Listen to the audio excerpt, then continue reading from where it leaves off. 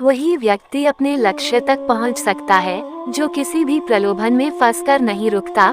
राजा अपने प्रजा में से किसी को अपना उत्तराधिकारी बनाना चाहता था।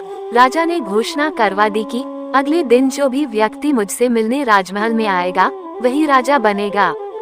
कथा के अनुसार पुराने समय में एक राजा थे जिनकी कोई संतान नहीं थी। वह बूढ़े हो गए थे तो उन्हें इस बात की चिंता होने लगी कि मेरे बाद इस राज्य को कौन संभालेगा। राजा ने अपने गुरु से इस समस्या का हल पूछा। गुरु ने कहा, राजन, अपनी प्रजा में से किसी योग्य व्यक्ति को उत्तराधिकारी बना देना चाहिए। ये बात राजा को भी ठीक लगी। उसने अपने मंत्री से कहा कि प्रजा के बीच ये घोषणा करवा दे कि कल जो भी व्यक्ति सूर्यास्त से पहले मुझसे मिलने राजमहल तक आ जाएगा उसे इस राज्य का उत्तराधिकारी घोषित किया जाएगा। ये बात सुनकर मंत्री ने कहा कि महाराज, ये तो बहुत ही आसान है, पूरी प्रजा ही राजा बनने के लिए यहाँ पहुँच जाएगी। राजा ने कहा कि ऐसा नहीं होगा, मुझ तक सिर्फ योग्य व्यक्ति ही पहुँचेगा।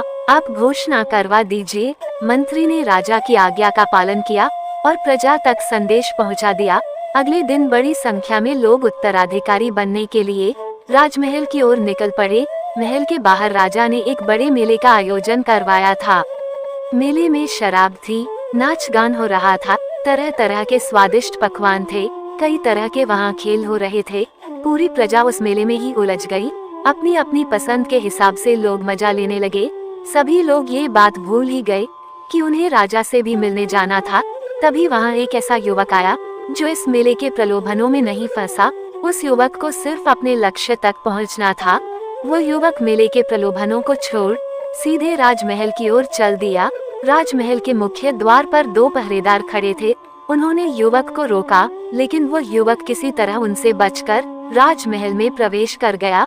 अंदर पहुंचते ही उसे राजा, मंत्री और गुरुजी मिले।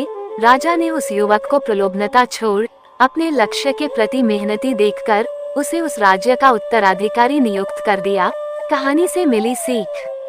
इस प्रेरक कहानी से हमें ये सीख मिलती है कि हमें अपने लक्ष्य पे पहुंचने तक रास्ते में कभी भी रुकना नहीं चाहिए। सफलता मिलने तक हमें अपने लक्ष्य की ओर सदैव आगे बढ़ते रहना चाहिए। दोस्तों, अगर ये प्रेरक कहानी आपको पसंद आई है तो वीडियो को लाइक और अपनी राय को साझा करें तथा ऐसी और प्रेरक कहानियाँ सुनने के लिए हमारे चैनल को सब्सक्राइब करें। धन्यवाद।